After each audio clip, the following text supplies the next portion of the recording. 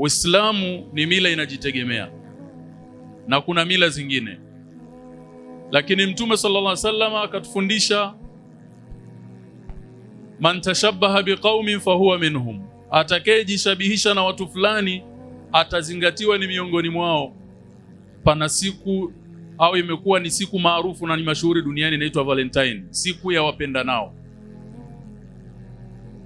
Ndugu zangu Waislamu, katika Uislamu tuna sikukuu mbili ambazo ni zinakuja mara moja kwa mwaka, na tuna sikukuu ya wiki. Sikukuu mbili za mwaka ni Eidul Fitri inayokuja baada ya Ramadhan, alafu kuna Eidul Haji inayokuja baada ya Waislamu kutekeleza nguzo ya Uislamu ambayo ni ya Haji. Alafu kuna sikukuu katika wiki kama siku ya leo, hakuna nyingine. Muislamu kushiriki siku kama hizi ni mukhalafa, ni munkar, ni uovu. Lakini kwa sababu ya Waislamu kuwa mbali na dini yao, basi unajikuta tu unaingia kwenye mkumbo. Siku ya kesho watu watavaa mavazi maalum, nguo nyekundu, watu watapelekeana zawadi za maua, watu watatumiana meseji za kuonyesha upendo na nini. Mambo haya ndugu zangu katika imani ni mambo hatari sana.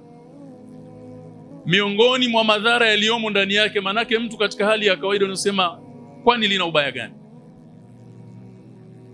Meseji iliyoko ndani yake ni kupeleka taarifa kwa wanaume na wanawake kwamba mwanamke na mwanaume wanaweza wakawa na mahusiano, wakawa marafiki nje ya utaratibu wa Uislamu. Wa hadha munkarun adhim. Kwa hiyo tunawatanabaisha vijana wa Kiislamu turudi kwenye misingi ya dini.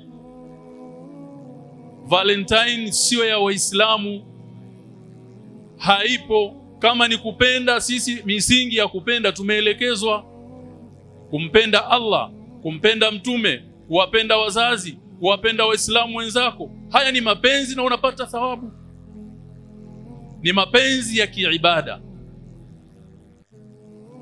Kinyume na hivyo tuchukue tahadhari.